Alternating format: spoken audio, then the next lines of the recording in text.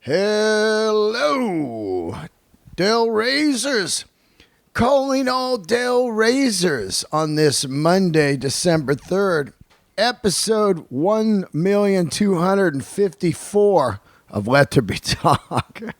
How are you guys? Happy Hanukkah out there for all my Jewish friends and listeners. It's, day one of Hanukkah today, so happy Hanukkah. Out here in New York City, been raining all weekend, on and off. Chilly weather, as my boy Mark Ford would say. It's a little chilly weather.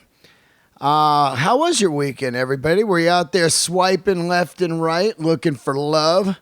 Looking for love in all the wrong places. Looking for love on Tenderaya and Bumble.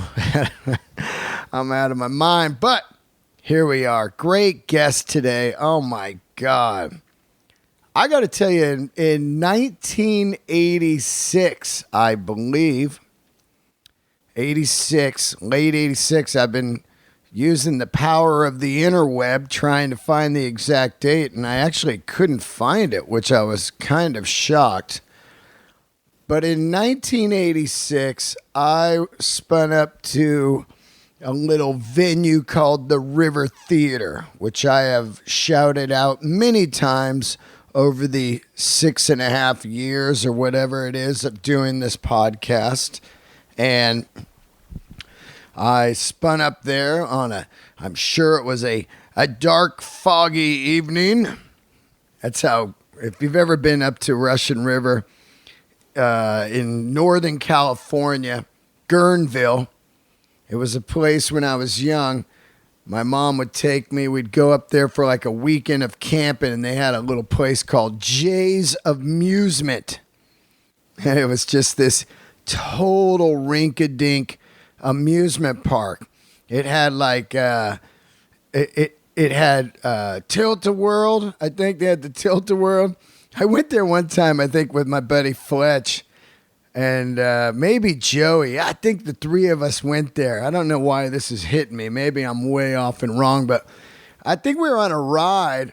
We were on Tilt-A-Whirl or some bogus ride, and the guy that was operating it was off in the corner, like making out with his girl. He was just like a 17-year-old kid or something. He was just making out with his girl, and we're just on this ride for like 26 minutes going, hey, dude, we're over here vomiting. Get us off this fucking ride.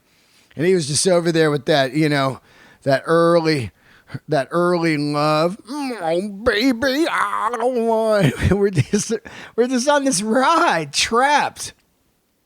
Anyway, they had this funky amusement park. It was one of the greatest times. So simple back then. Across the street was a massive Pee-wee golf that rocked. And then they had this Jay's Amusement. And the highlight was these go-karts. And, they were just those kind of homemade ones with the Briggs and Stratton engine. Just smelled like gasoline. At any time, it could be on fire behind you. You wouldn't even know. You'd just be driving and your hair and neck would be on fire before you even could do anything. You'd just be done. No seat belts, and the guy would just be smoking the doob or something, not watching, just crash into each other. These things were fast too. You just and then they had a roller coaster that was the scariest roller coaster of all time called what was it called? Oh, Satan's Coach. Or Devil's Coach. That was it. Oh, memory is working good today. Devil's Coach, which was a ripoff of the Wild Mouse at Santa Cruz. If you Google Wild Mouse, which is still to this day the scariest roller coaster I ever rode. It was one of those ones where the wheels, the front wheels are moved way back. So the wheels are way back. So it looks like your car is going off the tracks on every turn. Absolutely the scariest thing ever. When you're like 9 and you're riding one of these things, you can't even understand the fear on this because it looks like you're going right off the tracks. Anyway, Devil's Coach. They had a shit little one water slide, one slide.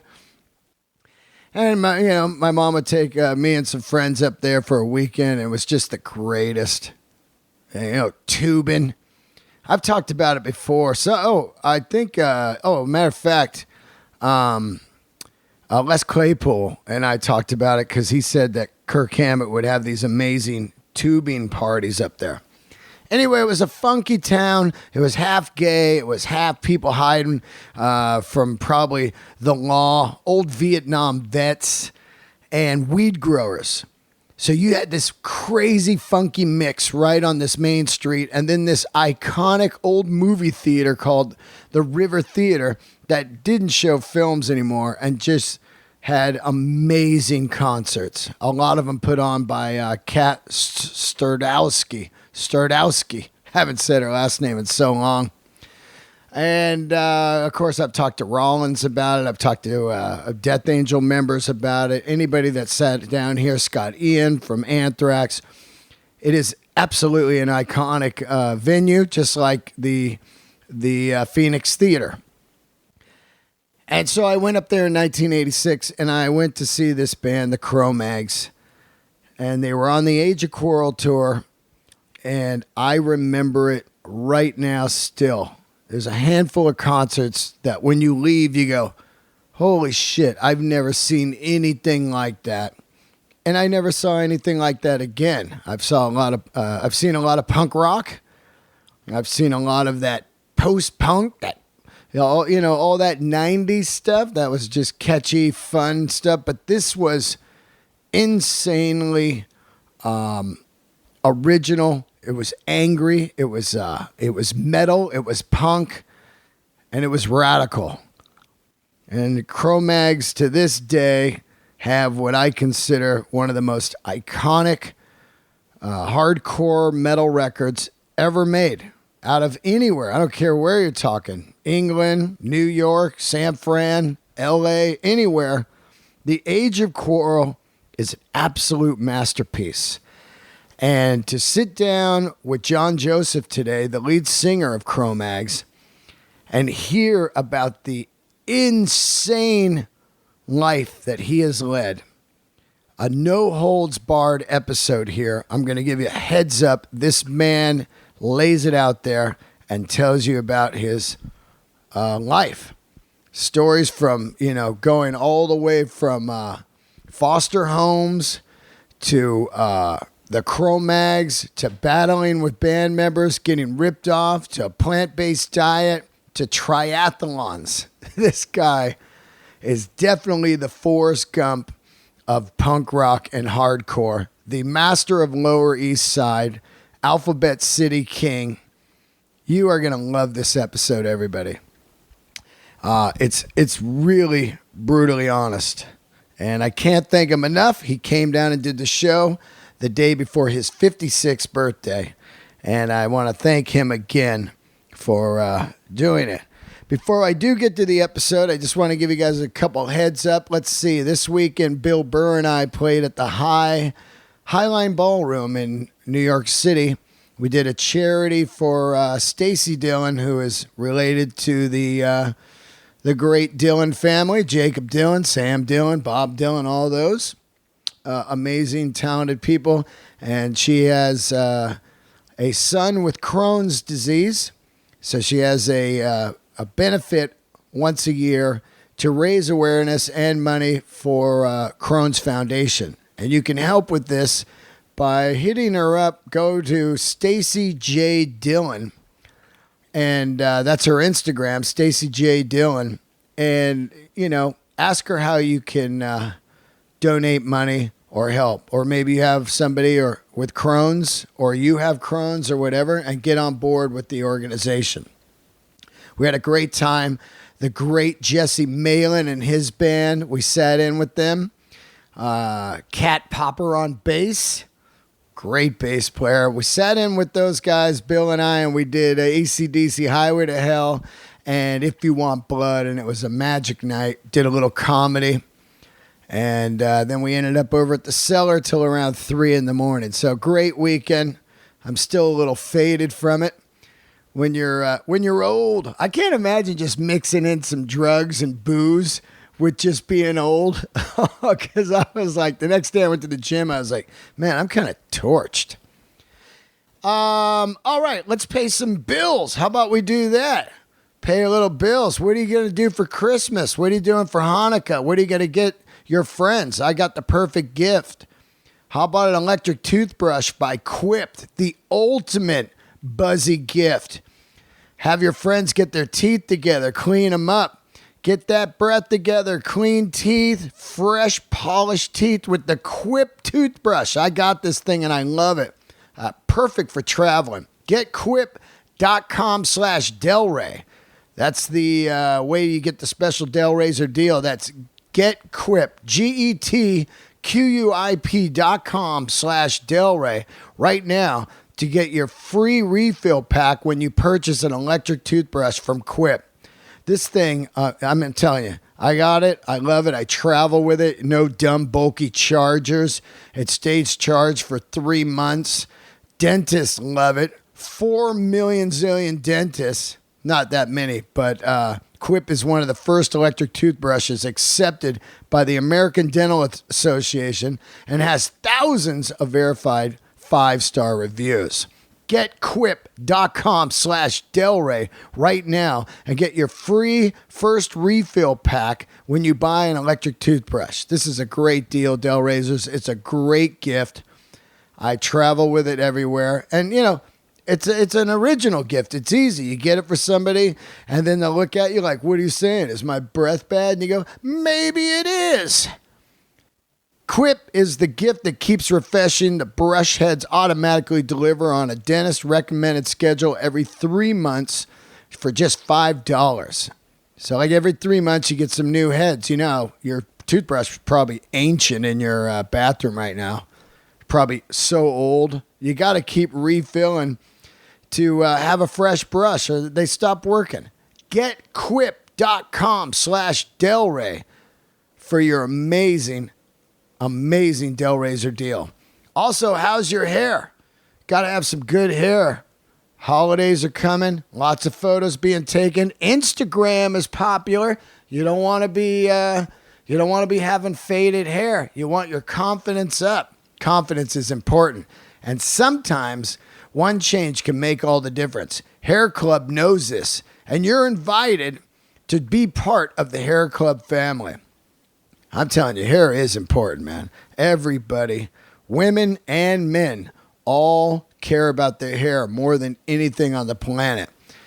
And Hair Club understands your emotions and your feelings. Get with Hair Club.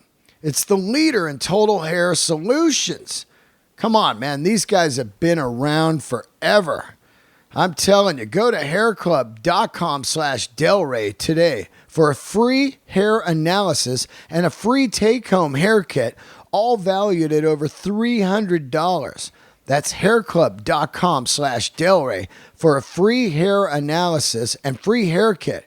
Experience your hair and your life at its best. Don't be walking around with bunk hair. Only with Hair Club can you walk around confident. You know what I'm saying? Go to hairclub.com/Delray today for a free hair analysis. I love these guys right here. That's a $300 gift right there for all you Del Razors. Hair Club is your confidence builder. Go to hairclub.com/Delray today. Thank you, Hair Club and Quip, for sponsoring the podcast. All right. I'm going to get to the episode right now. Let's get into it. Don't forget, I will be in Vegas on, when am I there? Christmas Eve to New Year's Eve at the Rio Hotel at the brand new Comedy Cellar. So meet me out there if you're in Vegas. Come spend it with me. A little Christmas Eve to New Year's Eve. That's about it. I love all you guys. Last but not least, don't forget patreon.com/Delray for all the bonus Let There Be Talks. Got some brand new Patreoners. Dylan Allman. How are you, Dylan Allman? David Moses. This is funny. These are two different people. David Moses, and then the next one, Moses Untulin. I fucked that guy's name up big time, for sure. Tanner Kennedy and Ron Morgan. I love you guys. Donating to patreon.com/Delray for all your bonus episodes. All right. Here it is. John Joseph, when you're done listening to this, go to YouTube, since you can't hear the Cro-Mags record on iTunes or anywhere. Go to YouTube and punch in The Age of Quarrel and turn that motherfucker up. Candles lit, John Joseph.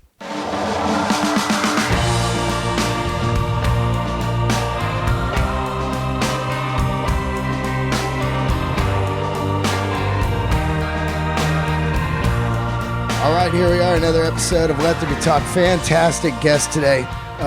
Lower East Side legend, I would say. Introduce yourself. Well, there's no legends. They're either in jail or 6 feet under, but John Joseph from the Cro-Mags, and long-time Alphabet City resident. Yeah, how long you been there?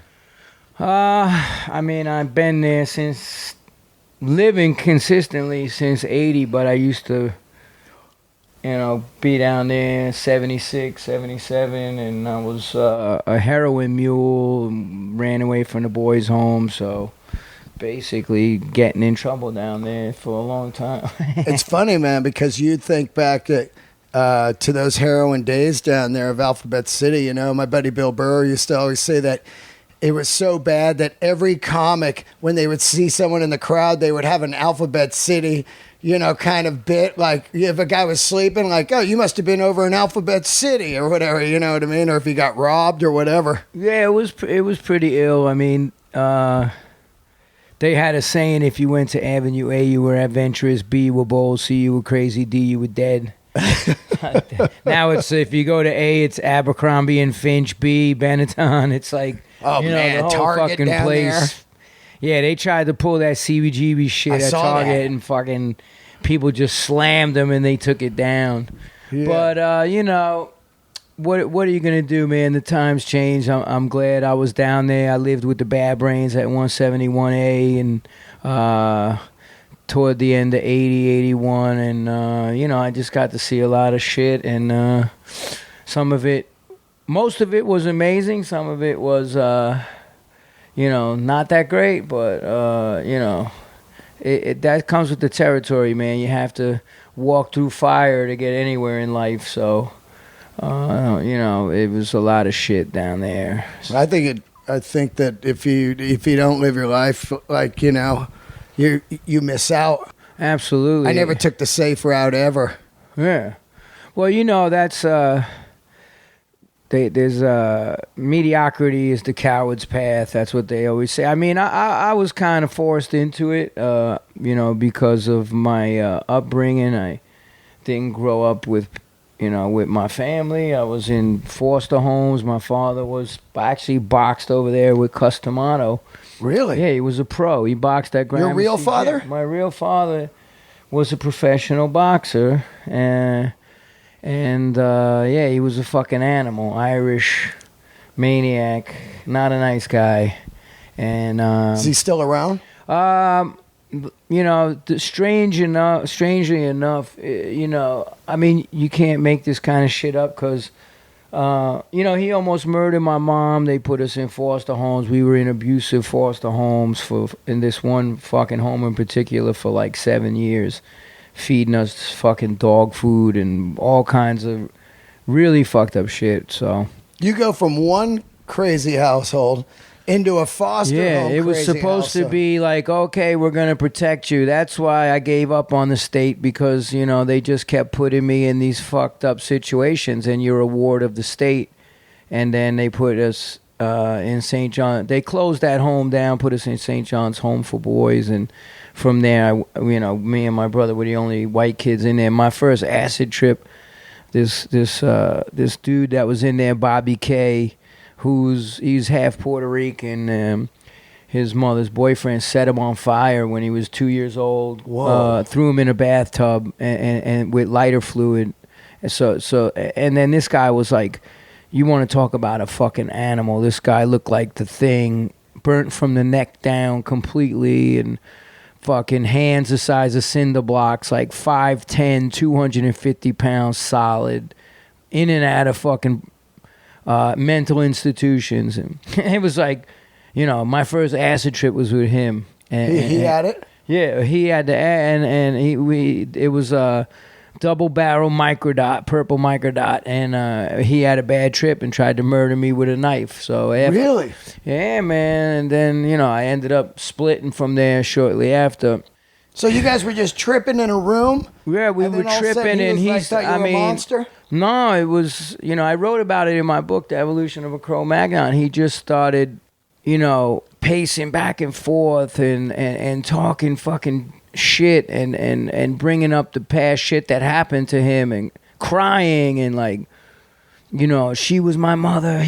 She was supposed to protect me. Like, you know, he never took his shirt off. Yeah. To let anybody see, like, you could see his arms and whatever the fuck. That's some Freddy Krueger shit. Yeah, dude, he was fucking crazy, and he was half Jew. He was half Puerto Rican, so he had like the white boy fro. Right. And back then it was like the big fro, but just like, you know, the real warriors, like, you know. But you know, I ended up splitting from there, and you know, getting back to my father, the thing was, you know, everything that went down. My younger brother's an addict, came out of the military disabled, and you know, they had to do this surgeries on him because of his addiction, and then they gave him Mercer, which nearly killed him, and then he's on all kinds of pain meds, and then got addicted to that and doing other drugs, and about 3 or 4 years ago, he had to detox in order to get an open heart surgery. So they put him up in the Finger Lakes, and I get this phone call, and he's like, "Yo, what's up?" I was like, "What's up?" You know, he's like, "Yeah, I'm just going through it now, you know, like I got to detox off this shit." He's like, he goes, "Yo, I got to tell you something. The nurse comes in today, and she looks at my chart and goes, 'Oh, Frank McGowan.' Like, you want to talk about Irish fucking names. Francis DeSales McGowan is. Yeah. So she goes, "Oh, are you any relation to John McGowan?" He's like, "Yeah, John Joseph McGowan. That's my brother from the Cro-Mags." She's like, "No, not him. John Emil McGowan." And my brother was like, "Yo, that's my fucking father." And the lady goes, "John Emil McGowan is your father?" And he goes, "Yeah." She goes, "I'm going to be right back."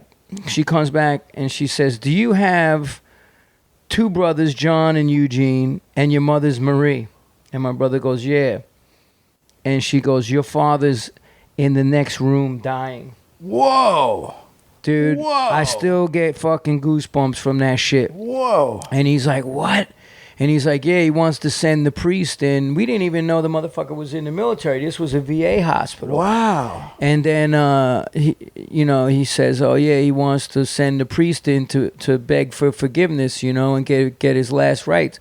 And my brother was like, "Tell that motherfucker to burn in hell." Wow. Wow. And then he ended up pulling through, and then they sent him to another wing, like, I guess post-surgery or whatever the fuck. And then my brother came in and was like, the nurse was like, "Oh, that's a McGowan too." And my brother's in a wheelchair, and he's like, "Yeah, that's my father." And my father's in a wheelchair, and he goes, "I'm not his father. We just have the same last name." And then my brother goes, "You're fucking right, you fucking piece of shit." And it was like he was trying to get out of the wheelchair to fucking attack him. And then they had the... So I don't know what happened to him after that. My brother's pulled through, and he's got 90 days clean and sober now, which I'm really happy about. I mean, you know, some people could deal with, you know, and I talk about this. I just finished this new book all about, you know, positive mental attitude, mindset, and everything. And some people could bounce back and do things to quiet those demons. I mean, we were molested and beaten and fucking just crazy shit, man. Fucking the shit they did to us in that home, like, people thought I made it up. And then the Village Voice wrote up the book and the evolution of a Cro-Magnon, and they didn't believe it, and they called up my mother to verify it, and she was like, yeah, everything in the book is true. And then I ended up getting the cover of the Village Voice. Wow. When it came out in 2008, said the brutal life and times of John Joseph, the blood clot diaries, and it was like a microphone dripping in blood. You know, because music was always the thing. Like, even in the foster homes when we were going through hell, I found this fucking AM radio in the garbage. Somebody threw it away with the headphone, with the little earpiece. Yeah, the one piece. Yeah, so I used to, like, listen to WABC, Harry Harrison, and all the soul music and all that. So it was always music was the thing, no matter what. Even when we were on the run from my pops, like, you know, because he would just break in, and I didn't even find out till I was 40 that, you know, he actually she left him, and he broke in and raped her, and that's how I was conceived. Wow. And then my younger brother too. So that was a deep secret that my mother had, you know, all of these years, and the family told her to get abortions, and then, you know, when... But you're Irish. Yeah, that, you know, it don't happen. And she wasn't... And the cops wouldn't do nothing to him because, you know, what do you mean he raped you? You're still married. It's not rape. You just, you know, that type of shit. And he was this well-known fighter and all this shit. So, you know, end of the day, going through all that just kind of, you know, it takes fire to sharpen steel. So... That's the way I look at it now, and I'm able to use the lessons all that shit taught me to help other people pay it forward. You know, like when I met the Bad Brains, I was crazy. I came out of 2 years prison. I fucking... What were you in prison for?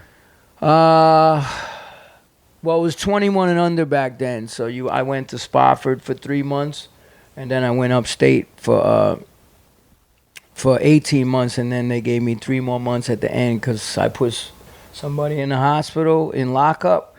But I had 2 drug cases. I sold to undercovers weed, and then breaking and entering in drugs. Tried to break into the roof, 116 in Rockaway Beach. Yeah. Of a supermarket that had a drugstore, and they... Supposedly, we had the combination to the safe and all this shit. Some drugstore cowboy shit. Yeah, we tried to go in through the skylight, and then the fucking floodlights hit us, and they were like, all right, assholes, get down. That was case number 2. Oh. And I had split from St. John's Home for Boys. So after case number 1, I had already been on the streets, and they were like, the brothers there were like, we're not taking you back. So then after the second case, they wanted to send me to Spofford. I begged them. And they took me back, and I split the next day. And then the shit really got crazy because this girl that I really liked, I mean, I was 15, she was like 19, doing heroin, died, OD'd, and then I just fucking really spun out of control. I went to, you know, selling angel dust in Forest Park and all that shit. So that was my last case, you know, more drug sales. So it was sales of a felony, controlled substance, and then weed, and then... But the thing was, the home wouldn't take me back. So, you know, they sent me upstate. But, you know, I was running the streets for nearly 2 years, hanging out in Rockaway. The Ramones were down there. It was like the place to be, man. Everybody hung out at 116th Street in the Circle, they called it. It was, you know, on the boardwalk there, and it was just a great time. You know, you would hang out there in the summertime. It becomes a ghost town in the wintertime, but I would hang out in the summertime on the beach, sell drugs. They had this speed I was selling everybody at the time, and then you know, go in to the city at night, going to all the punk clubs and shit, CB's and Max's, Kansas City, and just living this wild life. And you know, I just remember like when I first left the home, it was like I kept leaving and coming back, but then January 77 I split for good, like right after New Year's. And the first day there was like slept under the boardwalk, there was a blizzard But the thing was, I didn't have any money. I had about, I don't know, $20 in my pocket. And I didn't know what the fuck I was going to do, how I was going to survive. But it was still this peaceful thing came over me because I'm like, I lived in hell. I lived the whole way of the state and tried to do the right thing. And they just they never even checked up on us in the foster home. Like, you know, like they failed. That's the way I looked at it. So I was like, all right, well, now I'm going to go take my chances out here. And I had the most crazy fucking 2 years ever. Like fucking these junkies ran the heroin business out there. So I would go in, cop bundles for them. They would step on it, fucking get high, make money. That was their business. It wasn't like they weren't selling kilos. They were just making enough, making for their habit, and making some cash. And they were like the it motherfuckers out there, you know. And then like they got popped. Luckily I wasn't there, but then me and the other junkie had to resort to like, you know, cause they gave me a place to stay, but then they busted the spot where we was at when we were copping. So then we had all the dope, and the guy who really ran the business got popped. So then, you know, we were supposed to sell that and get a place, but this dude just shot it in his arm in all the shooting galleries in Alphabet City and thing. And then were you using it at the time? Nah, man. You know, I tried it once, and I just fucking puked. It wasn't my thing, man. I was into like hallucinogenics and fucking dust, and you know, later on into dust. Dust is crazy, man. Dust. I smoked that shit, dude, twice. It is like that shit is. Well, the dude that I worked for was the one he invented. Like, it was this. You know, these guys I hustled for was this dude Computer out in Forest Park at the Dome, and dust is basically elephant tranquilizer. It's PCP, and then like it came from the West Sea. I wrote this TV pilot about the dust trade and how that shit went down in the 70s. So I had to do all this research. So I met this detective, and he was in like my friend was in the 7.5. He was a sergeant. Sergeant Bill Hall, he's retired now, but, you know, I was like, yo, you know where we could, I have to do research because I gave the script, I wrote this pilot, I gave it to Patty Jenkins, who did Monster, and now Wonder Woman. She's a friend of mine, and she's like, you need the police part of this to really, like, it had all the criminal aspect. She's like, you need the other side, you need... So then I was like, well, I got to fucking try. She's like, you need to try to find somebody that knows. So I was talking with this, my friend who's a detective. He kept asking everybody, and he's like, I didn't have any luck. Then one day he's just fucking walking around wearing this 7.5 sergeant shirt in Long Island in the mall. And this old timer was like, yo, are you on a job? Yeah, blah, blah, blah, blah, blah, you know. And then turns out he was in that precinct where all the dust was. He's like, so yo, let me ask. Police were running it? Or No. He was the detective. In that neighborhood. He goes, my friend is legit. And at the time, ICM, like, Howie Tannenbaum's been reading my shit, who signed Vince Gilligan. He loves the writing, you know, but he's like, it's next to impossible to get a first-time writer to sell a pilot. You know, but anyway, the thing was, I met this, he was like, yo, my friend's, it's legit, you know, he's seriously connected and stuff like that, and he's doing this thing.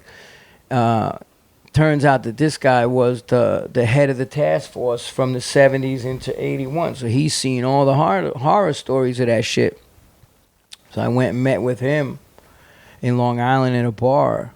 John Wildman Wild was his name. He was the real fucking Dirty Harry. Wow, really? Like, he was fucking more violent. I mean, the cops named him Wild Man, and it was just vigilante. Yeah, the bikers brought that shit from California as Sherms, but then he knew all the people that I sold drugs for. Like, he knew the whole so I got to interview him and took a whole fucking page of notes, and then I actually ended up writing the thing about him because his story was so fascinating.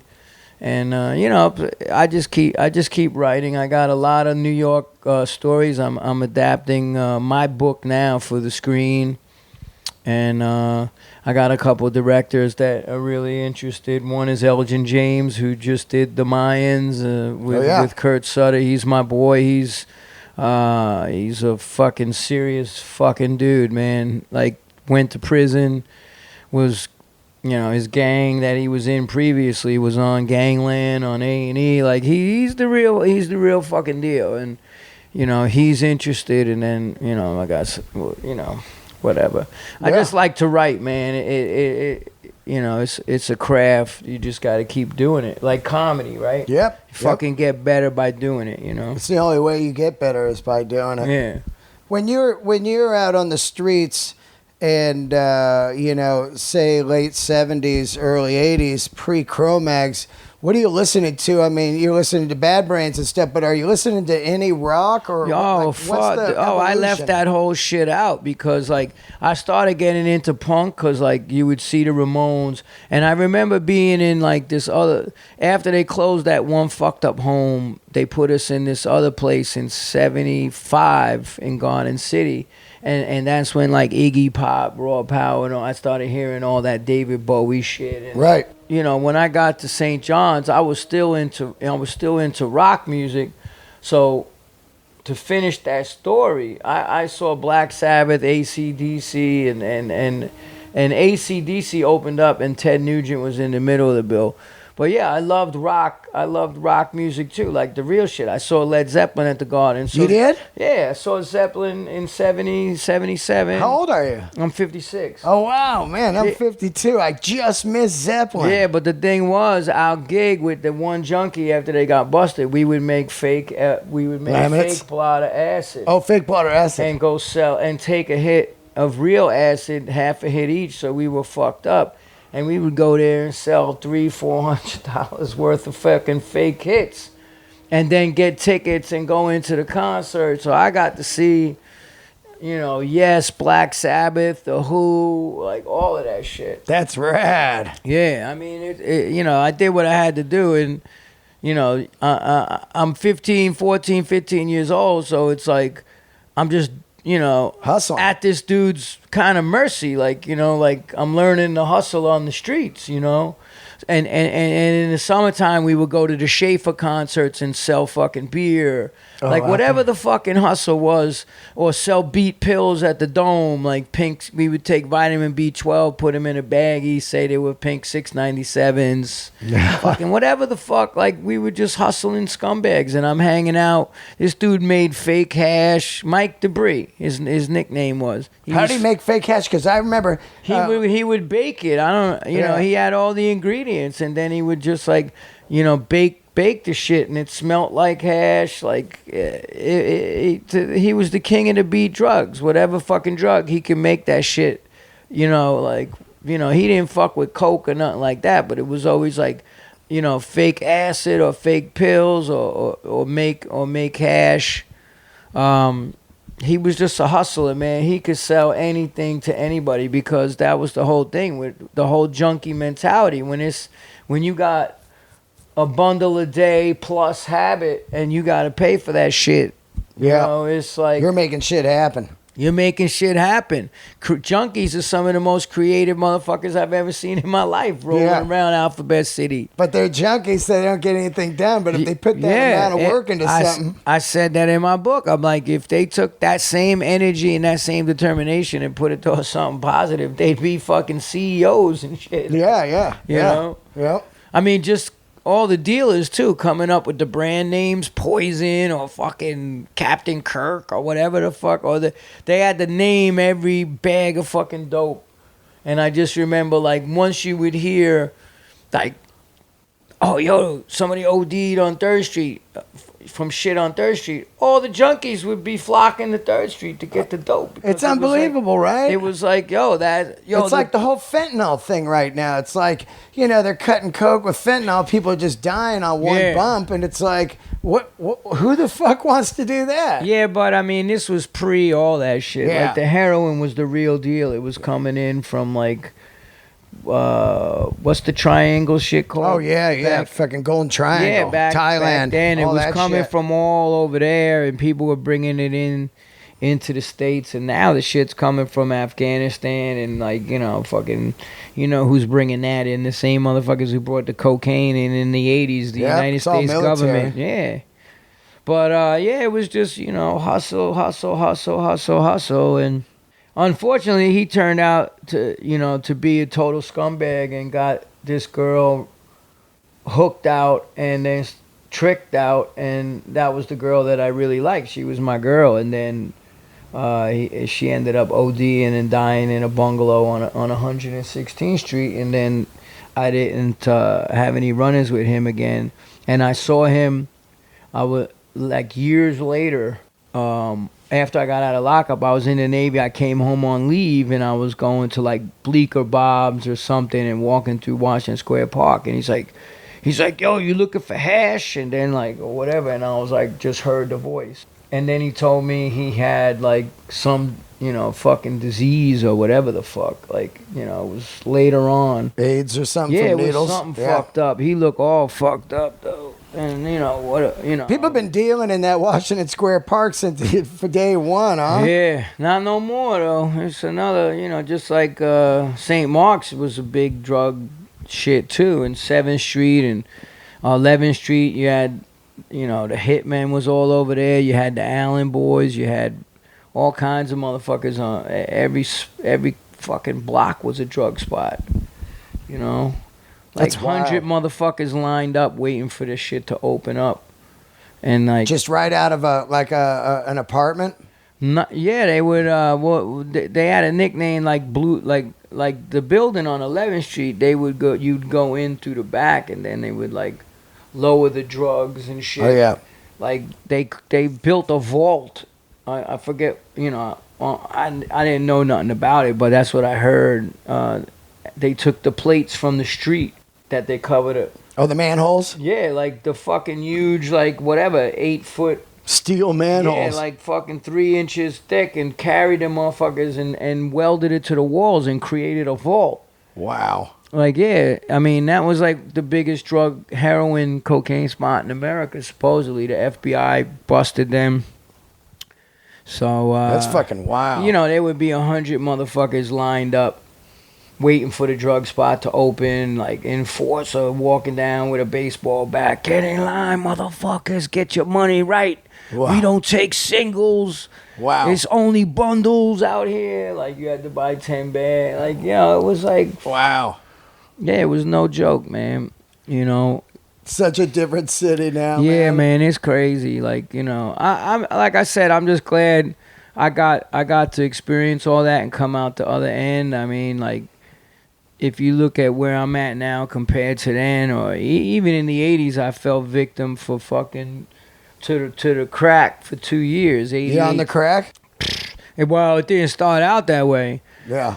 What happened, with the Cro-Mags, music was everything to me. That was my life. When I worked for the Bad Brains till 82, and then I became a monk. I was a Hare Krishna monk, and, I just needed to have that in my life at the time. And the Cro-Mags had fallen apart. And then I just joined an ashram in Hawaii and Puerto Rico and New York. So for like 2 years, and then I came out of the temple, and the Cro-Mags reformed.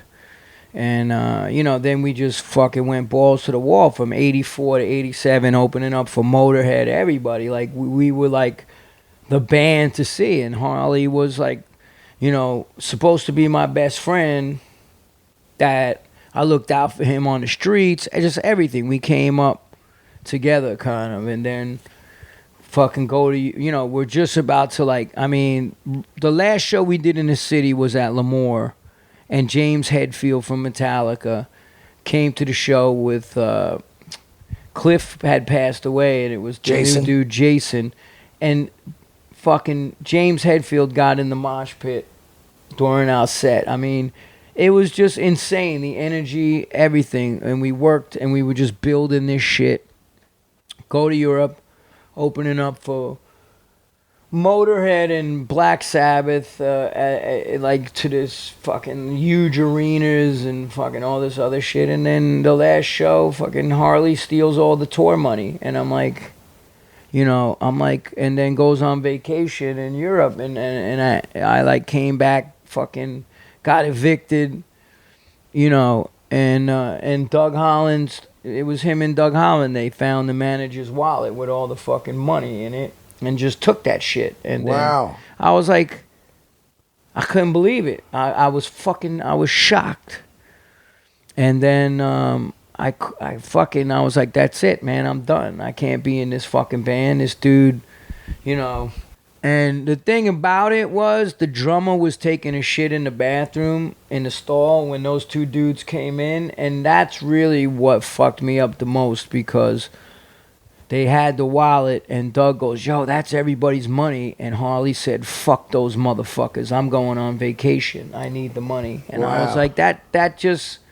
I remember like that dude had no money, no food, no nothing. And like, he was like my little brother. So the ego just started getting out of control, and I was like, yo. So when I got home, it was right before we had been playing the songs off the second album and everything already live.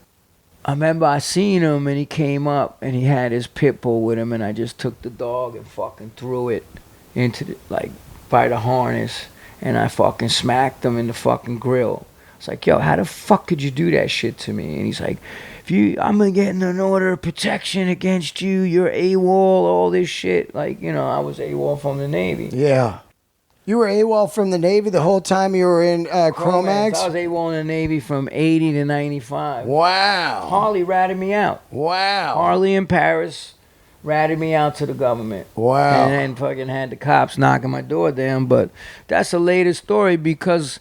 then it was like, he goes, I calmed down after a while, and then he's like, yo, man, we need to use the songs you wrote the lyrics for, the fucking, we'll give you credit on the album, and please don't say you quit because I robbed the band, like, fucking, can you say, because I was having problems with the manager because he was scamming us, can you just say, I said, you know what, I'm gonna fucking do that for you, man, and I'm gonna fucking just tell the press when they ask me, because this was supposed to be the big album for us, the second album. Right. We toured with everybody. We were blowing... we didn't blow Motorhead off the fucking... it was just... It just was coming to this crescendo, and then that shit happens, and then everybody was like, yo, this motherfucker quit the band. Like, I didn't go around telling everybody that's why. Right. So he went out on tour... When he started singing... And he started singing, but he told everybody that they kicked me out of the band and all the press. I start reading the press, and he says he kicked me out of the band because I was a drug addict and I couldn't sing. Right. The record came out. Only thing mentioned, not even the lyrics, nothing. Thanks to the Blood Clot Brothers. I'm like, then I seen him in Central Park.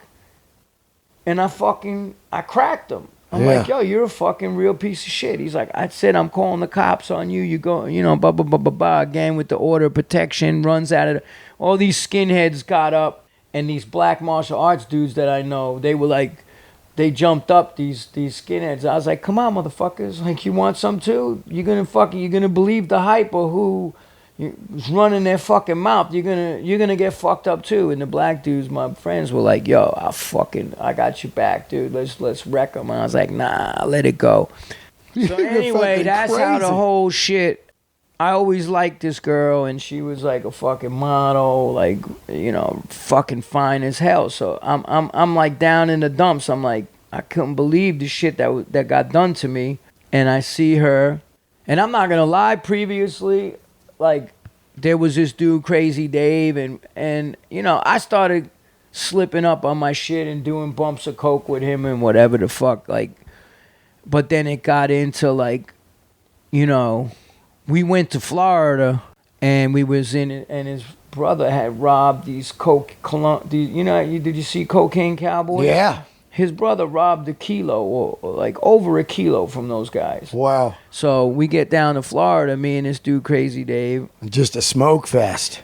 and I had never smoked bass before in my life, and then this dude breaks out this gigantic bag of cocaine. I'm like, what the fuck? He's like, yo, we're gonna you have a free bass? And I was like, nah. So they made the shit in the kitchen and had like golf ball size. Oh, man. And then we would just... The old coffee can. The first hit, I was like, no, they had the shit. They were doing it in, in a microwave. Oh, yeah. I used to see guys make it in a microwave at an AM, PM.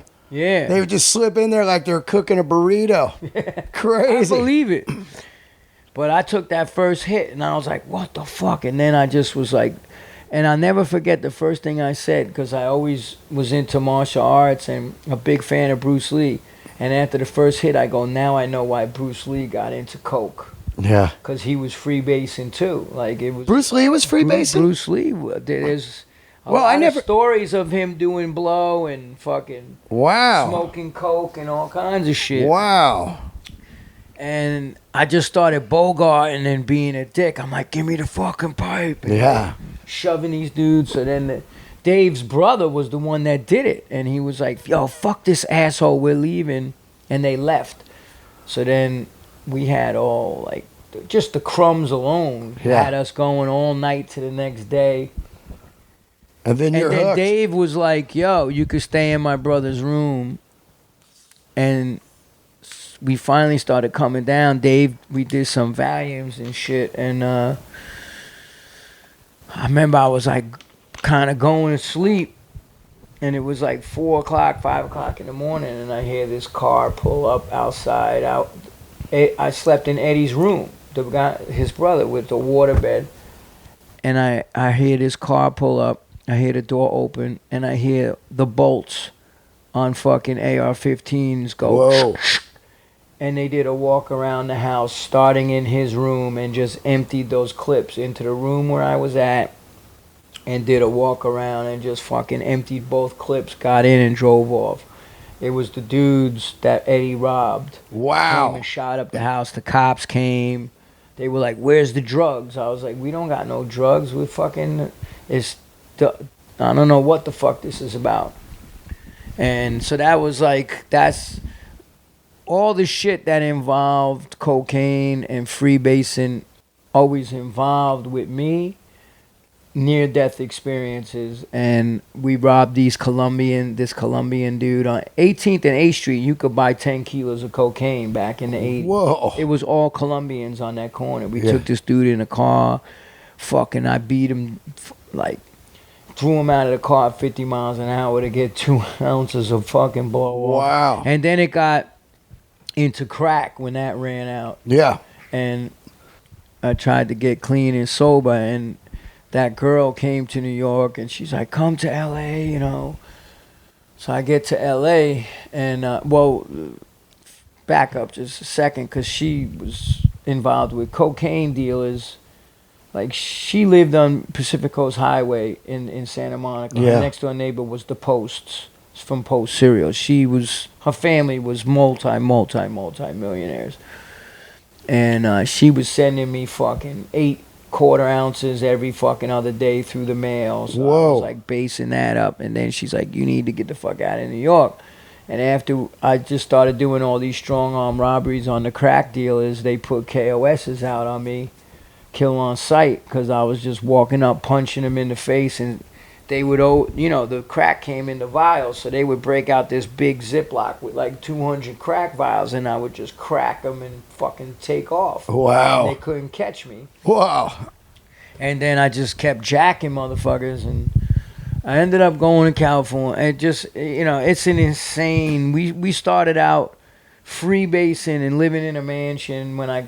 She picked me up in a Mercedes convertible.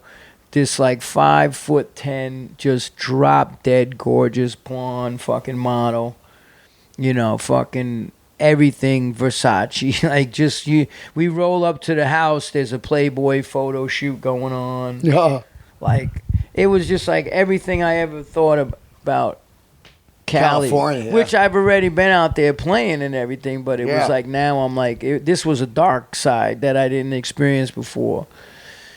So we started out freebasing and doing all that, and then by the end of that shit, you know, by the time the second year was rolling around, I was fucking, you know, we were like staying in a fucking crack hotel in Compton, Whoa. crack motel, and like contemplating selling her fucking body to get drugs, and just an insane shit that you cannot make up. And you know, from there I just clawed my way out of the whole thing. And I tell you what, man, in 86, I believe it's 86, take a trip to the Guerneville River Theater in Russian River and see the Cro-Mags on the Age of Quarrel tour. oh yeah, what state was that? California. Oh, okay. It's up north. It's about Yeah, we went all the way up north. Like, yeah. It's about 50 minutes, 60 minutes,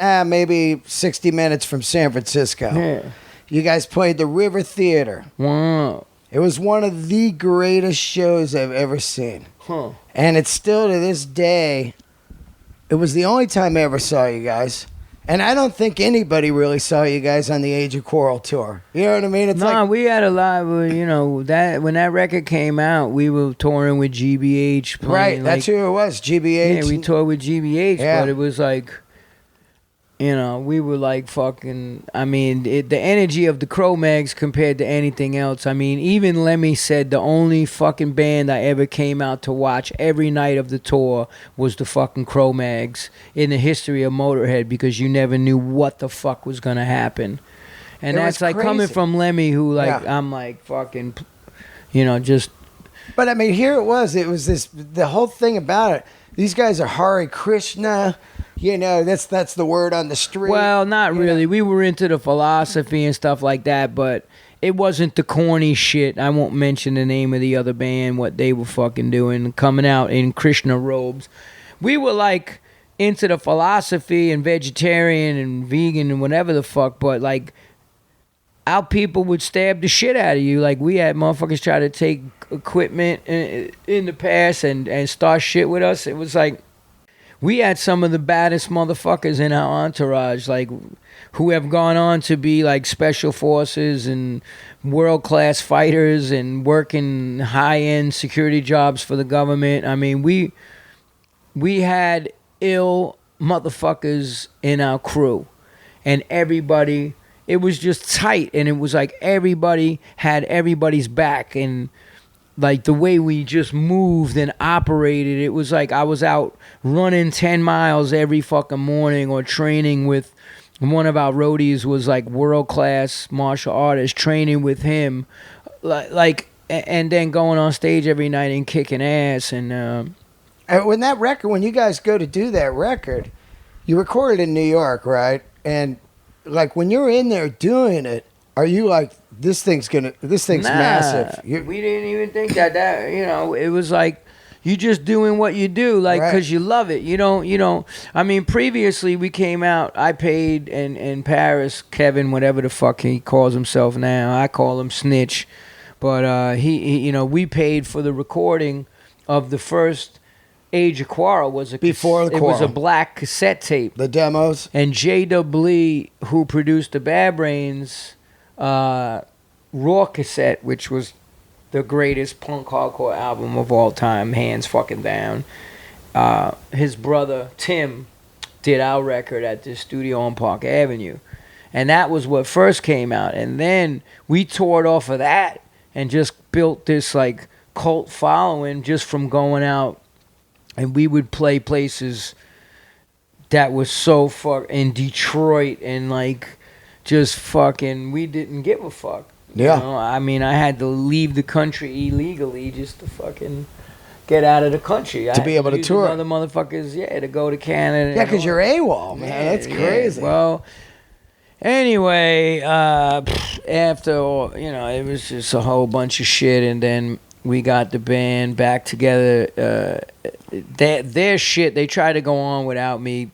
that shit went down like a fucking pamper full of shit. And came back to the band in 91. I go to Europe to go on tour, and the motherfucker steals all the money again. What? Yeah, he did the shit. He rigged the whole tour. It was 42 shows or 38 shows, and I was supposed to get $100 a show.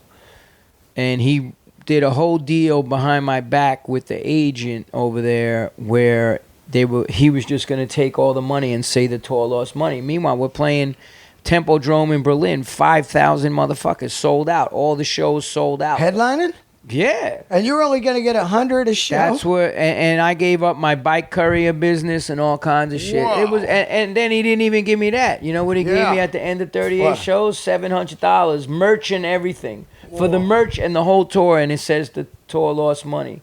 So I flipped the fuck out. I was like, but I had already quit my business, and we had signed this record deal with Century Media, and then money disappears, $17,000 out of the bank account, and that's when the whole shit went down. And, we ended up doing Alpha Omega, which fucking didn't do shit, and then he became a junkie. He was fucking shooting dope, and then I go to get the fucking Harley was he was a shooting big time fucking dope fiend. He took our money and went all over the West Coast shooting fucking heroin all up and down. This is like fact. It's just, if you want to talk about the Cro-Mags, because there's a whole thing going on right now. It's like, how many times could you fuck somebody over?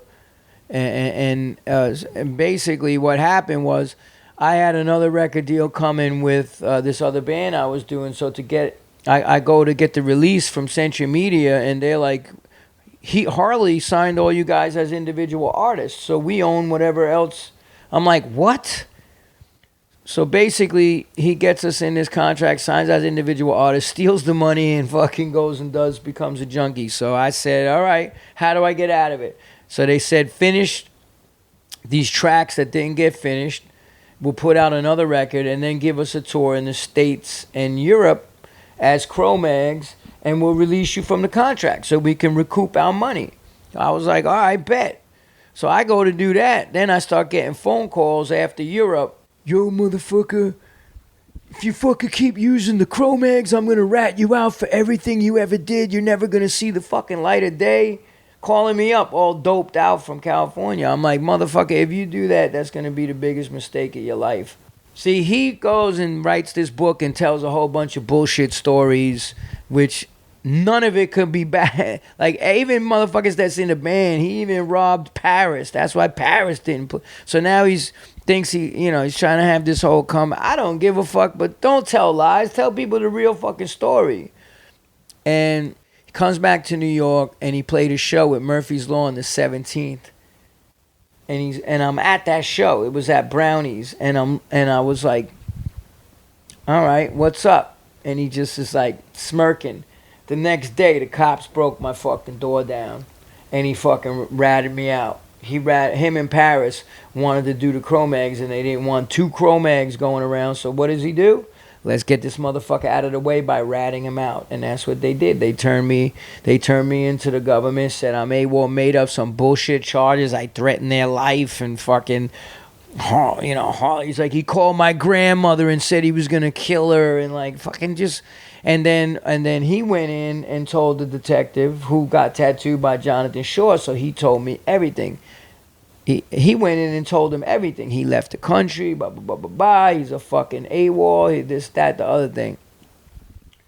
And then that's how the whole shit went. That's how the whole shit went down. And then I even tried to get back with him in 2000. He didn't have no money, had a kid coming. So I was hooked up with the agency group, Tim Bohr. I'm like, yo, can you help us out? So Tim got us a bunch of fucking shows.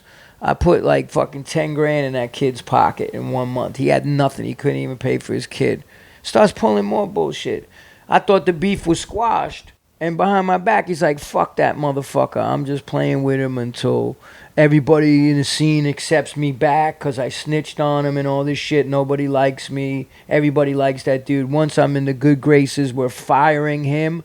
we're going to fucking take all the musicians and we're going to call the band Harley's War. And then the guys in the band are like, dude, do both bands. What the He's like, fuck that. Fuck him. Like, meanwhile, he's like at my house. I'm feeding him and fucking like it just, and that's, and then like this whole thing went down at Hellfest with Jamie Josta from Hatebreed. He fucking was calling all the kids in the crowd straight edge faggots and fucking threatening people on stage with a big mouth, and the whole crowd was gonna fucking storm the stage at the Syracuse Fairgrounds.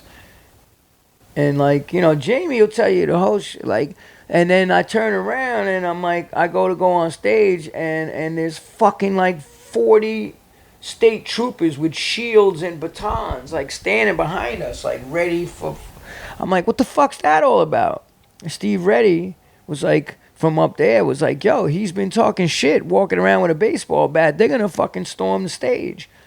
And then he was like talking shit. So then after it, they came up to me. They're like, yo, we got respect for you and all the other dudes in the band, but we're fucking that dude up. I was like, I'm not gonna let y'all jump him, man. If it's, you know, I'm gonna get fucked up too, but I came up here with him. It can't be no massacre. They're like, how about if we send one dude out to fight him? And I was like, bet, do that. So they did, and the guy was like my size, except that he was a real MMA fighter, and Harley was like, fucking fuck that. And you know, I don't even talk about this shit, but the fact that he goes on podcasts and just straight up lies, you know, it blows me the fuck away. And so after the show, he went back in the van and just was fucking pitched up. And he's like, that's it, the band's over. I was like, the band ain't over. What the fuck you talking about? I said, my boy just put $22,000 on his credit card to go to Japan and Australia, and the whole shit's booked. He's like, well, get somebody else to do it. Just pay me the merch. I said, bet. Then he calls me up a week later. He's like, I'm going. I was like, you sure? He's like, yeah, I'm going. So then it was like 2 weeks down the road. So the drummer calls me up and says, yo, he's not going. He's telling you he's going so you can't get another bass player. He's going to burn your boy for all that money. Wow. So then I flew this other bass player in and we started rehearsing. Sure enough, he calls me up the day, you know, we would only rehearse at that point like one time before the fucking tour. We could play that shit with our eyes closed backwards. He's like, fuck you, asshole, I ain't going. I said, I already knew, asshole, and we're going. Then I got somebody else. He calls up all the promoters that he booked the shit with and starts saying if we go and play these shows, he's going to fucking sue. Like, you know, I'm like, anyway, we did the tour. Yeah. And then he's been trying to come back to the band for years, but like, my girl at the time was like, just do these shows with him in 2000, and if he's coming with ill intent, I accepted him back and forgave him for all the shit. And when it was at Electric Ladyland, his girl was worked the desk there, so I had a weed delivery service. So she called me, and then the second night she calls me back to Electric Ladyland on A Street, and Harley steps out from behind the wall, and I'm like, ready to duke the fucking dude down. He's like, yo, I just want to talk. And he was like, yo, I'm sorry for all the shit, man, I've done to you over the years. And I was like, well, I'm sorry I knocked you out in CBGBs in front of everybody. And he's like, I deserved it, and I deserved a lot worse for all the shit I did to you. And I was like, that's the last true words that motherfucker ever spoke to me or about me.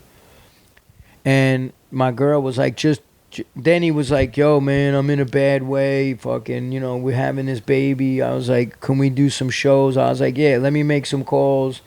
And then we did. And we were doing shows with Bad Brains and headlining. And then he came with a premeditated plan to fuck me over. It's like, I just, you know. And at that point, I was like, that's it. I don't give a fuck if they offer me $500,000 to do a fucking album and tour with him. I'm never going to do it. And to this day, that was 2000. I've never walked on stage with him again. There's been offers of 50, 60,000 euros a fucking show to headline festivals in Europe. No shit? Yeah, I'm like, nope. Wow. I'd rather go play for fucking 10 €8,000 or €8,000 or whatever than to ever, so then that shit went down at Webster Hall where he came in over there. But what was that about? I'm going to tell you. So he was asking constantly to come back to the band, and we're like, nope. Right. So then he goes on, oh, it's the fake Cro-Mags, this and that. Meanwhile, it's like AJ's been in the band since 92, even with him. Mackey's the original drummer, and I'm the original singer. Yeah. So we got Craig Satari from Sick of It All playing bass. So the CBGB's festival was You got more than most bands out on tour right now. You know what I mean? And the real singer, not the bass player trying to sound like the Kool-Aid man. Oh, yeah. Fucking, we bring it. And we don't talk shit on stage. It's just, we just play the music, you know? And the thing was, the CBGB's festival was going on, so he calls Louise. And he was like, yo, can you ask them if I could come up and play some songs? I was like, yo. She calls me up. She's like, Harley wants to come and play a few songs with you, play a couple songs with you guys, for his kids or whatever. I go, Harley has been talking shit nonstop online like a little fucking bitch. I said, second of all, it's all DMS going to be there who he talks shit about, and they're going to beat the shit out of him when they see him. I was like, hell no. It's not Louise. He can't come in there. That's it. So he was on a panel with Steve Blush doing another thing, talking about that New York Hardcore book or whatever the fuck piece of shit that guy wrote. And he had an all-access pass. So he comes in with a fucking knife under his thing. Whoa. And he's like, first of all, he was high on drugs. He's a fucking, his girl left him for a fucking black dude, and he's a racist. So, like, fucking, that was fucking with him. And he was on drugs, and then he was on this panel. He's like, I'm fucking putting an end to that shit. I'm going to go over there and start shit. And so he snuck into the Webster Hall.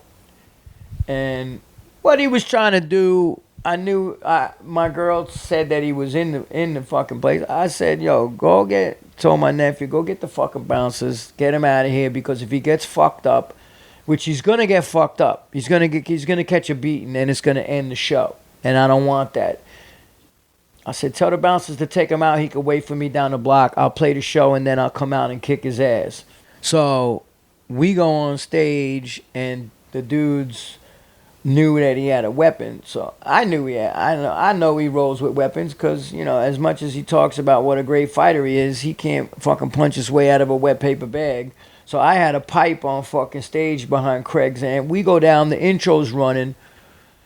I hear all this chaos up in the dressing room, and they had called him in the dressing room and then grabbed a knife. They tussled over it, and then he fucking ran out with the knife, he bit one of them, whatever the fuck, runs out with the knife. The bouncers arrive, tackle him. He cuts his leg with the knife that he was running out with, and that's how the whole shit went down.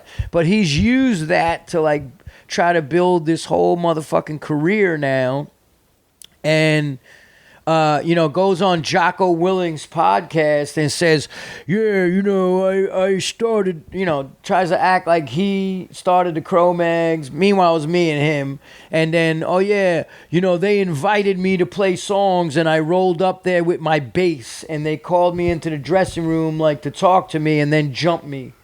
And I fucking fought 8 guys, and it's like the bullshit, and that's Elgin James's brother. And I called him up. I'm like, yo, this dude just went on your brother's podcast and told a bunch of bullshit lies. And he's like, just whatever the fuck. So, it's... You guys have more drama, dude. than I've ever heard. I don't cause any drama. Yeah. I don't give a fuck. This ain't my whole fucking shtick. I write books. I write film. I go fucking do Ironmans. I don't give a fuck. My whole thing is not the Cro-Mags. Like, I just did another record with Joey Castillo and Nick Oliveri from Queens of the Stone Age called Blood Clot, and fucking... When's that coming out? It's already out, but, one of the dudes pulled a Harley-esque fucking move, and I was like, the guitar player, Todd Youth, scummed us over, and I was like, fuck this. So if we tour, it's not going to be with him. We're going to do like an EP with somebody else, and then... But, like, it's not... I've done so many other projects too, musically and writing, and I'm on my 3rd books coming out. It's like, but don't tell me I can't play the songs that I wrote and call it the fucking Cro-Mags just because you quit the band and we went on. You'll never see me talk about that shit online or anything. I just don't do it. Now Cro-Mags going on tour here. Yeah, we're going with I Hate God. Yeah, West Coast. Like, you doing East Coast at all? Yeah, well, we're gonna play. We do like a little show every Christmas just for our friends. So I think it's gonna be in Brooklyn at forget the name of that fucking club. Some Brooklyn Bowl or nah, it's some little fucking bar, dude. It holds like 250. I gotta go to that. Yeah, it'll be advertised, but.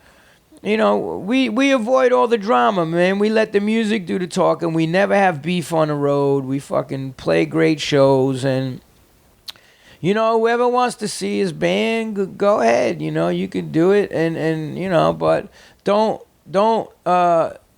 you know, you need to know what the real motherfucking story is and why this band is out calling it. We didn't just all of a sudden decide, hey, we're going to call the band the Cro-Mags. It's like, we're the original members, and this is all the shit that went up to lead up to us doing this shit without him. See, he just makes it seem like we just up and decided to call it the Cro-Mags one day and rip him off and this and that and the other fucking thing. You know, he's put out bootleg records with my shit on it. I don't say shit. We go on tour, and he's like bitching all over the fucking internet. Like, how come Age of Quarrel's not on iTunes or anything? Because like that's a whole thing, like over the rights of the fucking record. Maybe one day we can, you know, like he even lied and just said I wrote or co-wrote every single lyric that ever was for any Cro-Mags song, and that's just a straight up fucking bullshit lie. I wrote like over 80% of the lyrics completely by myself for Age of Quarrel, and contributed to songs that when I joined the band, the songs were incomplete. So, you know, it's just a whole legal shit. I don't even give a fuck. I'm not looking to build a career off of this. Like, if I go and play California once every couple of years or whatever, it's to have fun. If it's Mackie fucking plays on Grammy Award winning records. He's like one of the most sought after drummers. Like, everybody's doing other stuff, but we go on tour to have fun and travel and do whatever. We just played festivals in Europe for like 25,000 people at Hellfest. It's to have fun. So if there's somebody that's going to make it not fun at 56 years of age, I do not need to be out on the road with somebody who everything has to be about them. They got to bring their girlfriend on the road. It's like this whole shit. It's like, we're not down with that. We just want to have a good time with people that we care about. I don't have to worry somebody's stealing the fucking money or what fucking dirty, grimy shit's being plotted behind my back. These are my brothers, man. And fucking, we got each other's backs. And that's why we're out on tour killing it. So shows sold the fuck out. Now, anybody wants to drink the Kool-Aid and believe the other motherfuckers shit what they're saying, then that's on you. Yeah. You know, but listen, you can't write songs like Street Justice and Survival of the Streets and snitch on people. It came out that he just put Scotty Banks from DMS, he ratted on him too, and Scotty pointed him out to the cops. He did over 25 years for murder. And he was the one that snitched on him. So how you gonna claim all this street culture? I come from the streets. I got fucking shot. I got stabbed. I never snitched on anybody.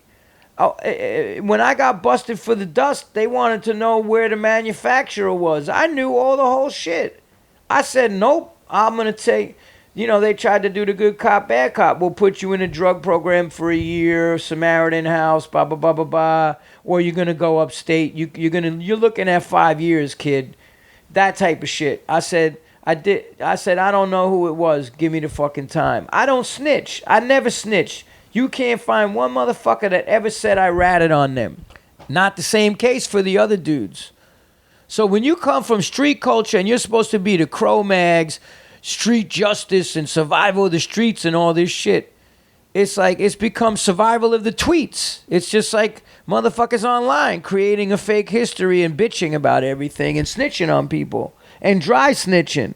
Even when that whole shit went down with the Webster Hall, he's like, yeah, telling the cops DMS sells drugs and they're a gang, they fucking got guns. Just dry snitching, and it's Scotty Banks just got out of prison and did the Post America podcast and shocked the fucking world because he's like, Harley Flanagan's name was on the police report against me.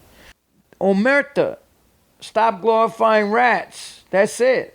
But like I said, it's not my whole life. I didn't even want the podcast to go down this road because it's just fucking like sissy fucking bullshit. But we don't have much of a say in it. It's all coming from one side. We just go out and play shows. And if you want to say it's not the Cro-Mags without Harley, fine. Don't come, motherfucker. Stay home and jerk off. I don't give a fuck. The show's going to be sold out. You know? Let's talk a little bit about your diet and your fucking triathlons and shit. I follow you on Instagram. Cool. Heavy vegan. Well, plant-based. I don't call myself a vegan. I did Rogan's podcast, and that's the first thing I said. I don't ever call myself a vegan because there's too much douchiness involved with that. Although I am, I don't wear leather. I fucking, live the whole life, even the products I use, everything. I don't support that, and I eat a plant-based diet. And I have since 81 when the bad brains hit me to the shit. And, wow. And I'm 56. I'm competing in my 11th Ironman. Coming up 1 month. Tomorrow's my birthday. I turned 56. And wow. Month. Happy birthday. Thank you, bro. Tomorrow's your birthday. Yeah, see, I took my time out. You're a special motherfucker. and then I do Ironman Florida. But yeah, it's just an optimal diet. What do you eat? I mean, I'll tell you what I had today. I woke up, I always, I do a lot of superfoods. So I had a shake with kale and all kinds of spirulina and all that type stuff and fruit. And then I moved on and had, I had an acai bowl. Oh, yeah. And then I had a sprouted bagel with almond cream cheese, and that was pretty much, and a juice. Yeah. I did a pineapple, spinach, turmeric, ginger juice. Yeah. And then I went from there, and then I started training. So that's, and then, lunch, I do whatever. Like I go to Juice Press all the time. That's my favorite spot. That place. Marcus is my boy who started the whole shit. I know him since when he trained Muay Thai at Crunch, and the food is fucking excellent. So I'll do salad, soup, whatever the fuck. Or my girl makes food. We have an air fryer, so she'll fucking do up some tempeh and fucking noodles and greens, and then for dinner, I usually eat at Organic Grill, and I get this thing called the Green Earth Bowl, which is beans, greens, avocado, brown rice. Oh, wow. Where's that place at? That place is First Avenue between St. Mark's and 7th Street. Oh, all right. Yeah, it's the bomb spot. This dude, Vlad, he's like a tough, old...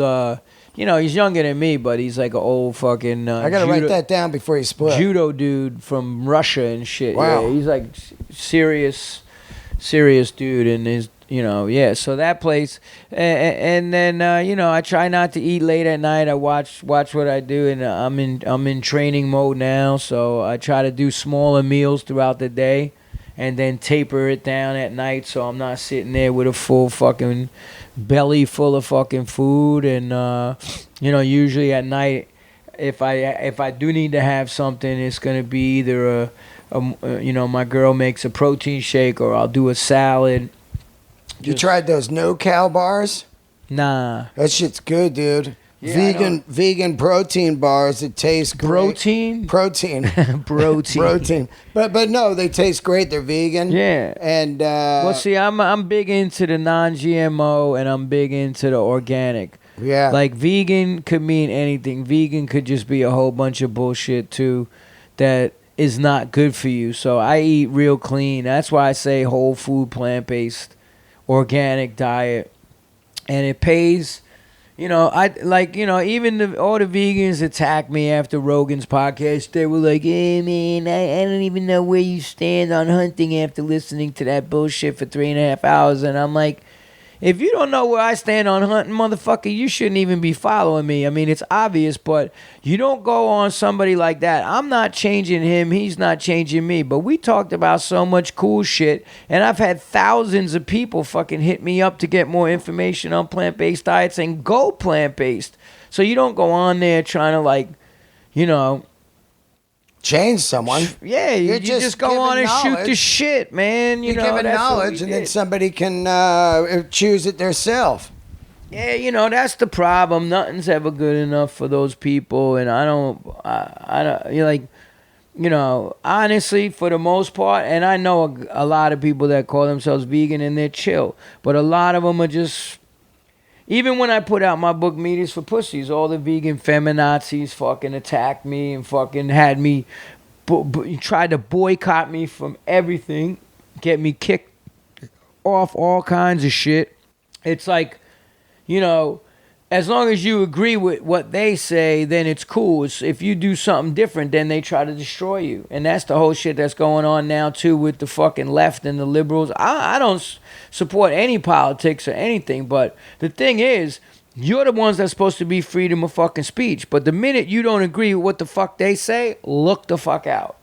And that's controlling speech. I got a right to say whatever the fuck I want. I'm not speaking offensive, racist, or I just don't agree with you on a lot of shit. So because I don't agree with you, that don't give you the right. This one tried to come online and say, you know, go on told Brian, my friend who did Forks Over Knives, take down the support of his book, blah, blah, blah, blah, all this bullshit. My friend's like, I'm not going to do that. You don't even know him. She was calling me a fucking, what do you call it? What's that word they use when you, just call me a misogynistic scumbag, and like. So then I wrote online, and this lady had a big blog. So I wrote, you know, I said, hey, any women who's been, who gave this book to their boyfriend, could you holler at this bitch? So I had fucking like 1,500 people fucking shut her fucking blog down. She's like, this guy's a fucking maniac. He had all his rabid fucking fans.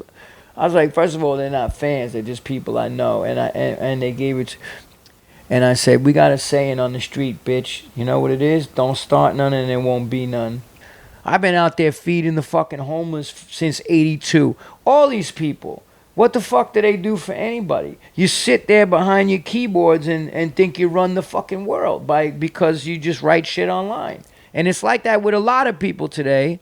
If you don't agree with them, then they just talk shit online and do all this bullshit. And I'm like, you know, I had problems with some of these vegans. I was like, motherfucker, like, one tried to call me a racist and shit because I was like, I posted some funny shit about Colin Kaepernick or whatever the fuck. I'm like, it's comedy. Lighten up, Francis. And then he's like, yeah, now I see your true colors. I'm like, my true colors? I was like, yo, you do speaking gigs and get paid fucking hundreds of dollars. You don't go out in the hood and feed motherfuckers. I've been doing that shit since 82. Who the fuck are you calling a racist? I was like, I'm fucking blacker than you, dude. I've been in more worse places than you. Motherfuckers making up a whole history of his life and all of this shit. I'm like, selling fucking shirts to celebrities. Your whole shit is about money. I don't get paid for none of the shit I do. It's like, you know, I do it out of the love to help people. Most of the shit I do, I don't even go advertising it. I'm doing this. It's, you know. It's a crazy world out there, man. It's a crazy fucking world, man. It's insane. It's boiling up, I feel bad for the comedians because, like, you have to fucking watch what the fuck you say about everything. Somebody's going to get offended by it's like, it's the world of, like, everybody's offended. Yeah. But, like, yeah, we went backwards somehow. Dude, you're supposed to be offended. Fuck it. I'm not saying you could go use the N-word and do stupid shit like that, but like, fucking dude, look at the comedy that existed in the 70s, man. Richard Pryor calling people honkies and fucking, and Yeah, we went backwards somehow. Yeah, and then like even Archie Bunker, man. You know, comedy's about blind obsession, right? I study under Robert McKee. That's my writing teacher. The minute Archie Bunker admits that he's a racist, the comedy's over. But he's a buffoon. Yeah. And he played that character perfectly. Even George Jefferson. Blind racism. Like, that's what made the comedy, man. You can't ever make a show like that these days. No way. Because every little fucking snowflake will be offended. And I feel bad for the comedians because it's like, where the fuck do you go? Maybe that's why Joe Rogan tells so many vegan jokes. I don't know. Yeah. I mean, I don't give a fuck. I think it's funny as shit. Like, you know, because I don't care. I don't have a stick up my ass about it. You know? Well, fuck, man. It's great to have you over here, dude. Thanks. And I can't tell you, I still can't tell you enough how much that gig meant to me that day. Oh, cool, man. Seeing that and that fucking record, you know. And I mean, you have what is considered the all-time best hardcore / metal record ever made. I mean, I think it's up. You know, I mean, there's some other great bands too doing shit. Like, I know, but when people talk, we was doing it before. It's Age of Quarrel when people talk. Bottom line. I mean, come see the shit now. Like it's. You know, here's the thing about that record. The fucking manager was robbing us blind. He made me go in and sing all the entire record in one afternoon. One afternoon? I did that whole shit in one afternoon. The whole shit. Yeah, it was like he's trying. And then he overcharged the label to pocket money, profile. Like, it was just all kinds of shit. Was it all just one take shit or what? You just went in? One take. I just went in and banged the fucking shit out. But it's like...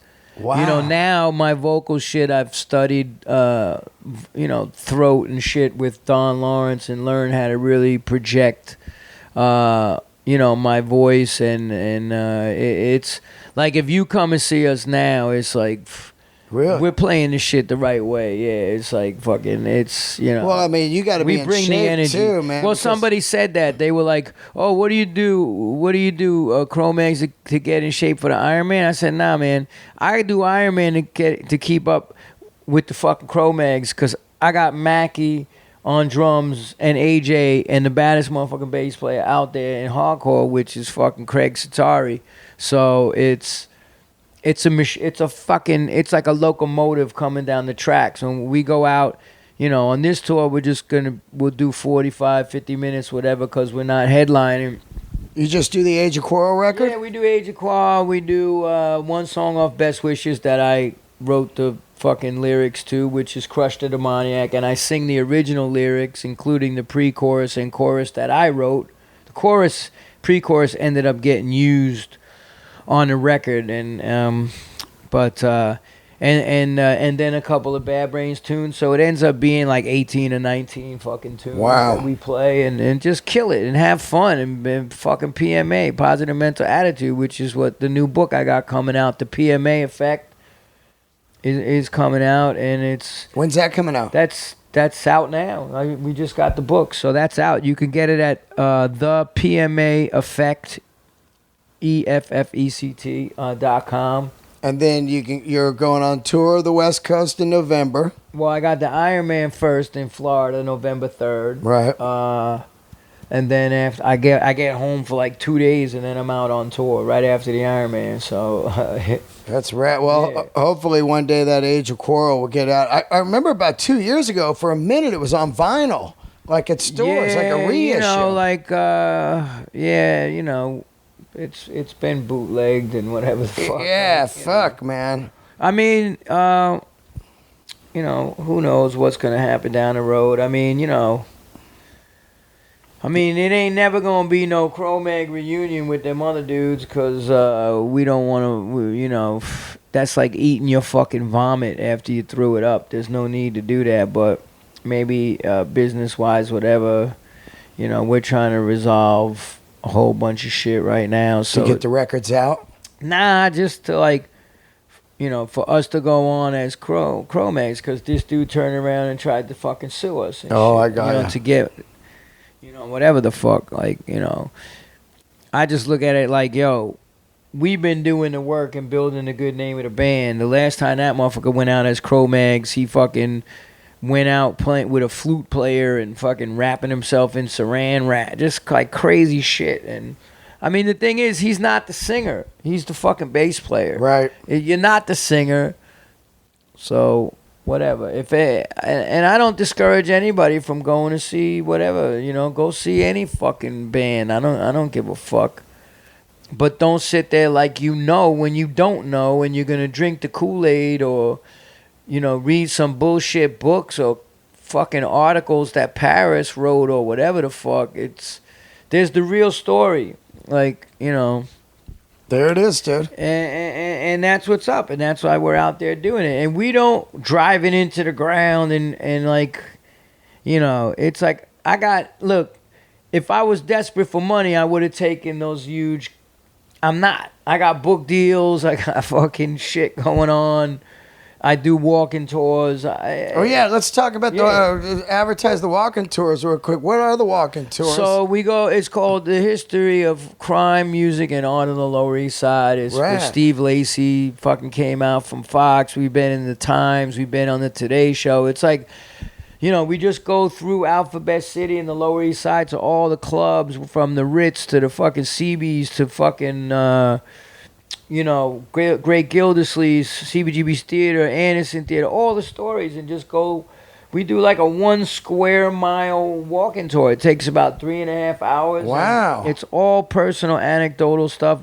Obviously, I wasn't there for the gangs in New York, 5 Points type shit, but I know the history of all the gangs that were down there, and like even back then, and then the bootlegging that all existed.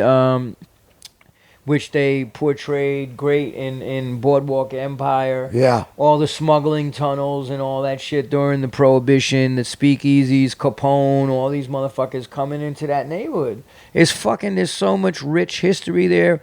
The Led Zeppelin album cover, Physical Graffiti, we go there. Jonathan Shaw's tattoo shop. The Fillmore. The Fillmore East, how that shit closed, and then all the other clubs. The Palladium stepped up, Max's, CB started doing bands. CB's, people don't even know. What was CB's called before it was CB's? I don't know. Hilly's on the Bowery. It was a fucking biker bar. Yeah. That's cool. So where do they sign up on the walking tours? So you go to rocksoff.com and you look, when does this air? In about 3 weeks. Oh, yeah. So there won't be any more walking tours. Because the winter? Yeah, the last ones are like the 14th and the 21st. Okay. I don't fancy walking around in the fucking cold. Fuck that. So basically, I get back off tour, and I'm probably going to be doing a book tour for this book because, it's not a memoir. It's not a book about health. This is something everybody can relate to. How do we get the proper mindset to overcome obstacles and challenges and shit we're going through in life, whether it's drugs or bad relationships, or how do I become better at business? How do I become a better athlete? How do I become a better parent? There's so much that's touched in this book. I think it's going to be a book to really help a lot of different people. So the tours... Yeah, you could go to rocksoff.com. And then what about, you got a website?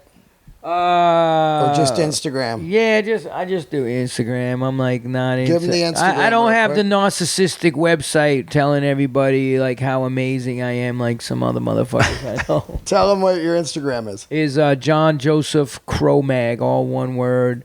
JJ Cro-Mag on Twitter. Or John Joseph on Facebook. And, I post a lot of... I try to keep it funny and light. Yeah. Although I do post shit on health about what's happening to the planet. And shit like that. And, that's basically what I do. I just try to keep the PMA and, get out there and do some shows every now and then and keep fit and... I'm turning 56 tomorrow. And happy birthday, dude! And you look great. 56. I just ran fucking today. I had to have it last night. I had this. I'm in like the peak of the whole training cycle before I taper before this race. So today I had to bike for an hour at like 155 beats per minute, and then get off the bike, right off the bike, and then run at 155 beats per minute for an hour. Are you doing it in a gym? Nah, outside. Outside? Yeah, nah, I biked in Central Park. Uh-huh. I do long rides too. I did it like last week. I rode over 100 one day, and then fucking 60, 70, whatever the fuck. Yeah, nah. But today was just like I had to do heart rate work because I have a coach, Samantha Murphy. She's like an amazing triathlete coach. She coached people to get into Kona World Championships, which I've been there twice. Raised $100,000 for Alexander Owens, who has neurofibromatosis, which is like a type of tumor cancer. Yeah, $100,000. Yeah, $100,000 I raised for his family through the Children's Tumor Foundation, and we did benefits. Jamie, just everybody, man. I just try to get out there and help motherfuckers, and always there for people, and you know, and that's you know, my coach she's a fucking great person, man. She helped a lot of people. We just did a movie called Iron Mind, which is going to be on YouTube. This guy Brian Rose, he has like a big TV show in London called London Real, and he left New York because he was a heroin addict and almost died, and just split. Graduate of MIT, fucking was on Wall Street banging the big bucks. Fails, you know, left New York. So I did his show in London. He didn't even know who the fuck I was. I'm just a fucking peon compared to like the A-list motherfuckers he has on his show. Right. And the producer, actually, one of his producers was vegan, and she's like, "You gotta get this guy on, man." So I did his show, and we fucking hit it off. And then I was like, "You gotta come back to New York, man. You can't run from that shit. You gotta face it." He hadn't been back. Yeah. And then he came, and then I challenged him to do the half Ironman on a plant-based diet in Chattanooga, Tennessee. When he got here, he's like, "What?" Yeah. And then he ended up doing it with me. Wow, that's killer. And it's called 30 to Life, but professionally shot. Not 30 to Life is another documentary I just finished, but this is called Iron Mind, and it's with Brian Rose. And it's on YouTube now? It's gonna be soon. Like they're editing, doing the final edits. And I just did another documentary called 30 to Life with Paul DeGelder, the Australian Navy SEAL. His arm and leg got taken off by and Kip Anderson, who did What the Health. Me and Paul came up with the concept to work with guys who did long prison sentences, 20 and over, and putting them on a plant-based diet, meditation, all these workshops, intensive self-fucking work on themselves for 30 days straight. Wow. Changed their fucking life. These guys, one guy did like 3 years in the shoe in Pelican Bay. Like just crazy. Like these are the real motherfuckers, dude. Yeah. They've been 25 to life, 30 to life. One guy did 40 years in prison in San Quentin. He was there for the riots. You know, just Chino, which is fucking, that's like gladiator school, dude. Yeah. Like, and real dudes. I mean, like, these motherfuckers, they were just sitting there. Like, the first day we had to meet them, it was intense. Wow. And they got them on a plant-based diet. We had them all sitting in the fucking room, the 12 candidates, and they're all like, all right, I'm going to listen to what these motherfuckers got to say. They signed up for it, you know? Wow. And then, like, we fucking developed love for each other as men. Like, fucking, dude, you've been down a hard road. All of us have. Like, I love these dudes, man. They're, and the one dude and this dude, I mean, you don't, you know, when you get that much time, you can obviously put the pieces together, what crimes they committed. But this guy was African American dude, like big as fuck, and did mad time, gang bang, and you name it.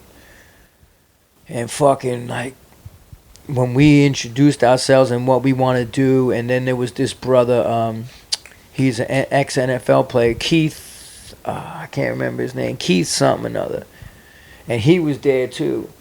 And this inmate broke down crying. And he's like, no one ever gave a fuck about us. Like, I can't believe you guys are in here to do this for us, and like had to leave the room. Like, Wow. he just broke down crying, and it was so many. I mean, dude, some of these kids. The only one who did under 20 years was this one kid. He was in prison, molested in foster homes, and I wanted him in there because that's what happened to me. And he tried to commit suicide, but he's this like amazing fucking poet. Like, he wrote these songs that I'm like, yo, that's like a hook that fucking, you know, that any A-list musician would put that shit to an R&B song and it would be a fucking blockbuster. Right, this right. kid was banging out all this shit. That's the only dude that did less than 20, 25 years. Wow. Was this one kid. And they're all on plant-based diets They now? stuck with most of them stuck Meditation? with it. Meditation, plant-based diet. Paul DeGelder had him jumping out of planes. Whoa. I mean, fucking, here's the thing, dude. He took them to the ocean. They'd never seen the ocean, and they live in California. Wow. So that tells you where the fuck they're coming from. Right, Most of them had never been in the ocean. That's And crazy. he took them swimming. It was you know, my whole thing is education as opposed to incarceration. The United States has become the prison industrial complex. They're making money. It's trading course. on Wall Street. It's about filling beds. You know, it's not about, you know. Oh, it's all anything. fucking privatized, you know? That's so now and it's the a Clintons were behind it. Like, they fucking passed the 3 strikes law. They invested in the prisons, the whole shit. These motherfuckers is all corrupt, dude. All these politicians. Whether it's Trump, Obama, all of them, they all fucking suck. Their business is to exploit the people and fucking pilfer the fucking masses. And these guys, you know... Do you vote? Nah, man, I don't vote. Fuck that shit. I don't. You know, that's just my thing. I don't give a fuck. 'Cause Right. I was AWOL for so many years, and then I'm like, look at this trick ass motherfucker trying to talk shit out the side of his face. Like, you know, I mean, did African Americans' lives improve after Obama 8 years? No. They just say what the fuck ever they got to say. Trump's another one. It's just. I don't give a fuck about none of them, really. My thing is to help people one-on-one in a one-on-one situation and reach out and change people's lives internally. Do the work on themselves. Don't think some politician is going to fucking change your life and make your life better. It's not going to happen. It's just bullshit. It's all smoke screens for the real agenda. And it's like, they're like magicians. Yeah, watch what's going on over here on CNN and all this other shit. When they're doing the grimy shit behind closed doors, that's really fucking you over. Yeah, man. So George Carlin was a fucking genius with the comedy. And He's a genius. And even Chris Rock, man. He fucking makes so many points. Comedy is the angry art, man. You could fucking really fucking, you know. You can really say shit. You can really say shit. Maybe not now. I mean, you know. You could still get away with.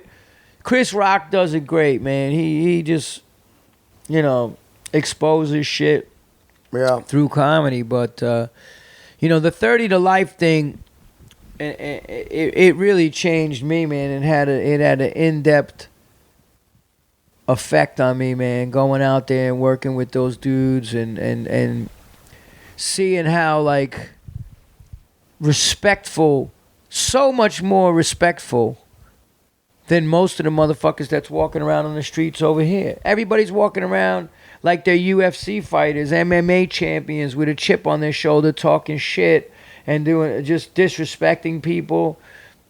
It's really become a culture of disrespect. And I don't come from that world because I walked around in places where, like, you respected everybody and you got respect, but that respect had to be earned. It was never given. But people respected each other because if you didn't, shit could get real ugly, real motherfucking quick. And it's the same with these guys. Every day I walked in, they all, hey, sir, how you doing, sir? And then when they knew my name and shit, we were like, you know, Nike came through, got everybody fucking sneakers we did a run. They ran a 5K race, man. Wow. And fucking, dude, all these hundreds and hundreds of people fucking were cheering these guys on. We all had the Amity Foundation 30 to Life shirts and fucking... It just, man, it brought tears to my eyes, like, working with these guys, man, because, like, society branded them as just fucking trash. Yep. And they're such amazing people. One guy, the oldest guy, he did bad shit, but his kids didn't want him around his grandchildren. And they finally, because he went through this program, said, we're going to give Grandpa a second chance. And they met him at the airport with flowers, and he'd never seen his grandkids, and they had a shirt, the world's greatest grandfather. Like, wow. It just fucking, dude, when I saw the footage, I just broke down. And this old man, he was African American, he was so fucking humble and so smart. I'm like, wow. Like, nothing gets, he's like, well, he kept being like, the vegan diet, and he was from the South. His parents were murdered, and I think it was his uncle sold him into slavery to work in the fields in the South. Wow. And this guy's 78 years old. Yeah. Imagine back then when you're fucking 12 and 11. Sold him into slavery, working in fucking fields, no days off, 7 days a week, not even Christmas off. Fuck. And he went through that. And then, like, you know, growing up in the South, like, you have to put yourself in the position of these people. That's why I always say, watch 13th, the documentary, 13th, because that's the new slavery. They made an amendment to the 13th Amendment. Oh, that's the prison one. Yeah, the prison 13th Amendment was that slavery was outlawed, but they put an amendment in there. If you get incarcerated, they can make you work. That's and right. They got motherfuckers in prison making fucking 10 cents. Victoria's Secret fucking underwear. Yeah. And bras and jeans and sneakers and everything. And crops. They're growing the fucking tomatoes for McDonald's. So they've created a whole system of slavery for these corporations. Yeah, it's a heavy doc, man. Yeah, so, and then you get to meet these people, and you see how fucking amazing and kind and just, it blew me the fuck away. Kip Anderson directed it, who did What the Health, Cowspiracy. I saw What the Health. Yeah. Yeah. I mean, it just was like, you know, that 5K run, Rich Roll led the run out, the ultra athlete shit. Like, everybody wanted to help and be involved in this project. Krishna Das came out and chanted, the famous kirtan dude. He's not a Hare Krishna. And his percussion player was the drummer from The Doors, John Densmore. John Densmore. Wow. And, like, the effect that Krishna Das chanted in San Quentin and all over to the prisoners, and the effect that he had them all chanting bhajan and Hare Krishna and all these different Indian prayers, and they loved it. That's right. And you saw, like, you changing these people from within by educating them and having some compassion toward them. And the chef, Jay, Cordon Bleu graduate, was cooking plant-based meals. So there's like 200 or 300 people in this program, Amity, the Amity Foundation, downtown LA. The other dudes were seeing what the fuck that they were eating, and they're like, yo, man, let me get some of that fucking vegan shit too, man. Yeah, and they yeah. started eating it. Yeah. One dude, his brother Omar, still stayed plant-based. Wow. And he wasn't involved in the program. He was one of the outside guys that were like, yo, this is some shit. And he started watching the videos and all of that. But, like, You ever eat at Red Bamboo? yeah, but I don't like to eat that stuff no more because it's like a lot of oil and sugar and processed food, and it's not organic. So, like, Oh, got ya. I think the last time I went there was my nephew's birthday, like 10 years ago, and Yeah. fucking when it was on like West 4th or something, Right. West 3rd. What's the best vegan restaurants in New York? Hands down, Organic Grill. That's the one you told me Yeah, earlier? it's Okay. Candle Cafe, Candle 79, Beyond Sushi, if you like that. Yeah. I go to Organic Grill. I got to go to Organic Grill's the bomb. I created a sandwich for them. Oh, yeah? It's called the Triple J, the John Joseph Jackfruit. So it's jackfruit, which is high in protein and carbohydrates, and it's soaked in like barbecue sauce, and it has the consistency of pulled pork. Wow. And it's on this bun, and you get it with coleslaw. But the food there, every fucking drop of food in there is organic. Oh, wow. I'm going to eat there tomorrow. Yeah, it's great, dude. It's a great fucking, great Organic place. Grill. And it's Organic Grill. The owner's name is Vlad. He's mad cool. Actually, he's providing the catering for the book party October 10th. Wow. Maybe I'll have him on the podcast. You should, dude. Yeah, that'd be great. He's all into the MMA. He knows all the original martial artists. He's been down to, he got a little shady past too before fucking like he cleaned his shit up, but.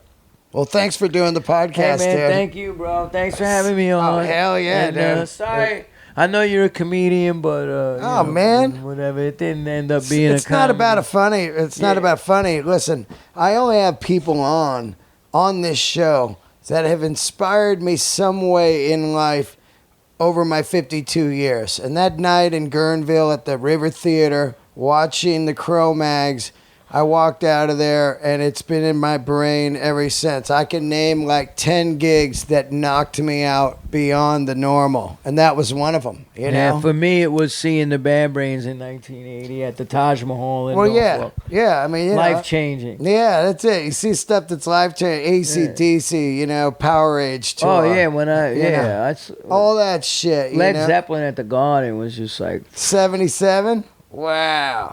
Dragon pants and all. Yeah, man. It was something else. Bonham was playing. I saw Yes. I saw the Stones. They put on a great show too. But yeah.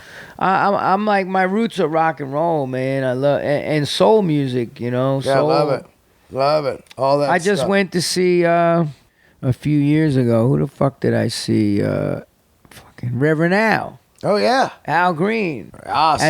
At the Westbury Music Center or whatever. That's with rad. The revolving stage. That motherfucker hit every fucking note. Yeah. I'm like, holy shit, he did all his hits. That's great, man. Yeah. But I love all music. I love music in general. So anyway. Well, there you go, man. That's what I was saying.